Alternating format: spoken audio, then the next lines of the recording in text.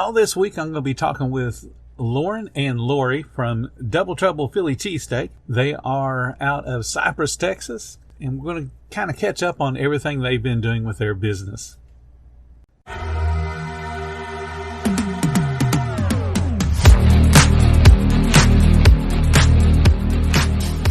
Welcome to the 10-Minute Food Truck Training Podcast. My name is Bill Moore. I am a food truck business coach, author of 5 food truck vending books, including Food Truck 101 and Food Truck 201. This podcast is all about helping you start and grow your food truck business. I was never really a runner. The way I see running is a gift, especially when you have stage 4 cancer. I'm Anne. I'm running the Boston Marathon, presented by Bank of America. I run for Dana-Farber Cancer Institute to give people like me a chance to thrive in life, even with cancer. Join Bank of America in helping Anne's cause. Give if you can at BofA.com/supportAnne. What would you like the power to do? References to charitable organizations is not an endorsement by Bank of America Corporation. Copyright 2025. So let's just kind of go ahead and start with just reintroducing each of you individually. So spend a few seconds talking about yourself and your relationships to each other and all that for the people that don't know who you are. So we can remind them if they've forgotten, and if they don't know, now they'll know. Well, hi, I'm Lauren Bell. I am one of the co-owners of Double Trouble Philly Cheesesteak. I am the twin sister of Lori Walker, and of course, her husband joins us in this business venture, Keith Walker. Hi, I'm Lori. I'm Lori Walker. I am the twin B to Lauren. And I am also one of the owners of Double Trouble Philly Cheesesteak. Well, I'm so glad you guys are here today. I was looking through my podcast list, and the last time we talked was 1 year ago and a couple of weeks. It was the middle of October. So kind of catch us up on what's happened since last year to this year and where you guys are right now in your business. Wow. So I'll just kind of jump in. Almost a year ago, January, we started our venture at the Rose Hill Beer Garden. That's after we did the television show, the cooking channel, the food truck Face Off at Rose Hill, aired on the cooking channel, did really well in its ratings. Food Network picked it up. After which, in the midst of all that, Eddie Jackson, the owner of Rose Hill, gave us a permanent spot on the hill. We started off up there 5 days, about 4 to 5 days a week. And of course, it was hit and miss because of the weather. So the fall and the cooler times was like really the bomb. Then we got into summer, there was like a screeching halt. And then back into the spring where it's picking up again. That's kind of, for me, in a nutshell, where we've been. Business has been, of course, up and down based on the seasons. Although Rose Hill does have its own clientele, it's still an up and down based on the weather. People don't like to be out there in the scorching heat. We were out there at 11 for lunch, stand open until after dinner. And then, of course, when you start to look at your numbers, the sales during the day just were not enough to sustain paying an employee, all the commissary, all the things you had to do when your sales are really coming in the evening. So it's just finding those challenges and trying to work through them the best you can while keeping everything afloat. So it's definitely been a challenging year for us. And, and now I feel like we're at a point where we have to decide, do we structure to move forward, to expand, or do we stay small enough to master and then pick our own schedule? We have a big demand now. We have quite a following. And so now it's just working through those kinks, and then of course life happens in the midst of all that. So when we lost Dad in March, I think it just took a chunk of our heart because he was such a big follower. So I was kind of in a slump then. And so now just working through life challenges, but that's kind of where I feel I've been in this last year.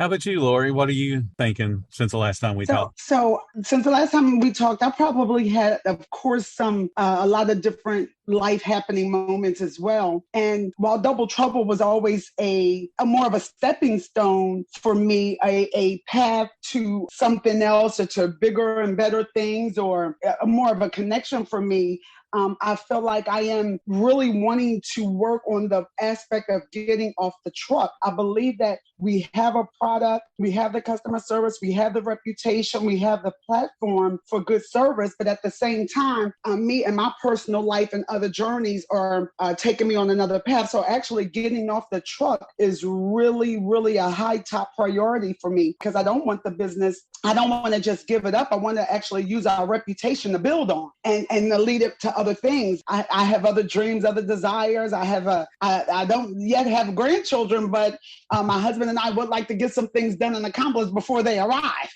And so I'm really motivated to get off the truck and to make that work and see what that looks like, because I am motivated in some other areas of my life as well. You make some good points there. You can't just dive completely into your business and forget everything else that goes on. Grandchildren are certainly important. Yeah, absolutely. And having things in place so that you can enjoy them. Yes.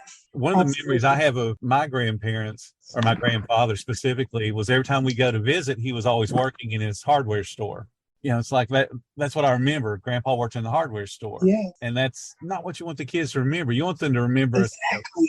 Throwing rocks in the creek and all that kind of stuff. Yeah. Some good stuff, Exactly. Some vacation. And then, I'm young. We're still young. I'm 52. My husband and I have been married 32 years, and our 27-year-old just finally moved out. So we want to get the chance to vacate. We want to enjoy some things. And we both still work our jobs. So we want to, and then the food truck takes up the free time. And then you have to make time for the things that you enjoy. And so we're looking to reprioritize some things and put things in perspective. Absolutely. Perspective is always a good thing. Yes. We haven't really talked about where you guys are located, because some people might be thinking about, the heat and all. So let's kind of talk about where you guys are actually located, and give me a little bit of description of what Rose Hill is. So we're in Cypress, Texas, at the Rose Hill Beer Garden, actually owned by Eddie Jackson, which is a Food Network superstar right now. He was also an NFL player, blew out his knee and decided that he would have the beer garden. The beer garden is,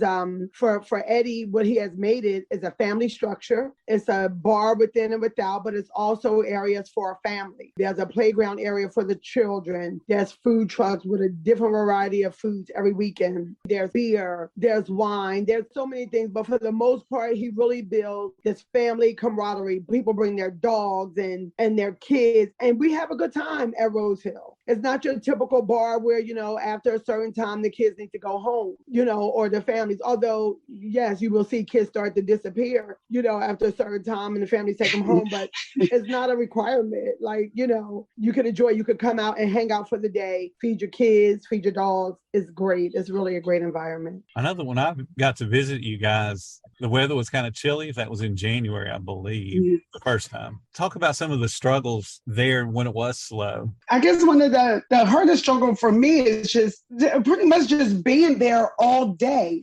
And, sometimes it feels worth it when, even if you're there for 2 or 3 hours and then your rush comes, well, at least you're prepared and you're ready to go. But when that rush never happens, and now you've counted up the cost of all the foods that you prepare, some of the stuff that cannot be reserved, that has to be thrown out or discarded, and then the staff, your propane. So you think of, to me, I feel like when we have a day that we're fully prepared and the freezer stocked and we're ready to go, and then that doesn't happen, I just feel like all the money, just throwing money out the window. So if you can imagine taking your cash box, and when you don't get that flow, or those customers throwing your because you're still kicking out dollars, all the supplies you just bought, all the gas, your staff, your employees, and all your time, energy, effort, it's all just being, so imagine throwing your cash box, just letting the dollars fling out of the window. That's how I feel. And that could be kind of discouraging sometimes.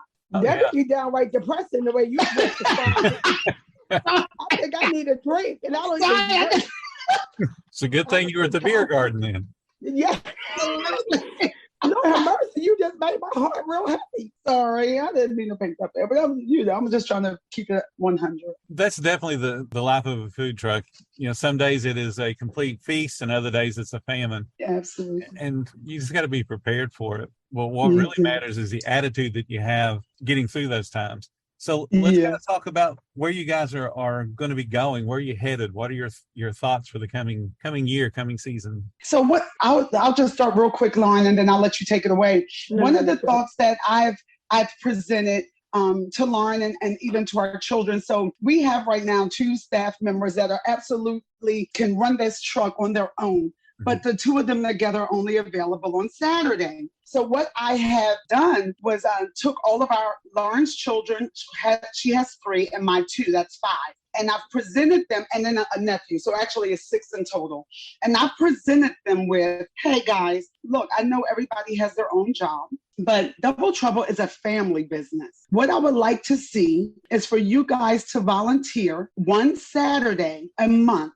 1, to help you learn the business. 2, you can kind of be our eyes and our customer service because you guys will have that personal attachment to the Philly cheesesteak and to what Lauren and I stand for. You can kind of be our ears and eyes and let these guys run the truck with you guys there. That way, Lauren and I don't always have to be present and can do some other things. I said you guys would get tips and you would get a meal, but you would get the opportunity to learn the family business. So should Lauren and I's career path take us somewhere else, Double Trouble can still be a thriving business with good customer service and still with somebody with the Double Trouble bloodline involved. And that's important to us. And so they all thought that was a great idea. Coming up for the beginning of the year, we already have my son start, Lauren's daughter. So we're already hoping that they would take that serious because it's more than just a right now. We're looking at for future to keep it going, to build our name and our reputation.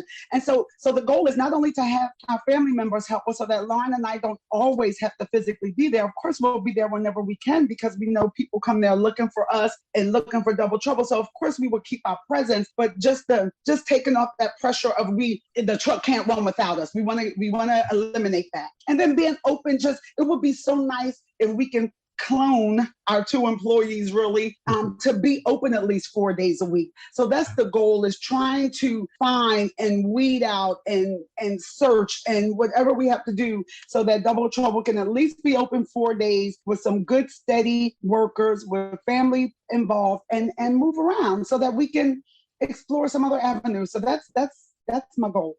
So stay tuned. Tomorrow we'll continue the interview with Lauren and Lori. We're going to be talking about setting up the next shift for success.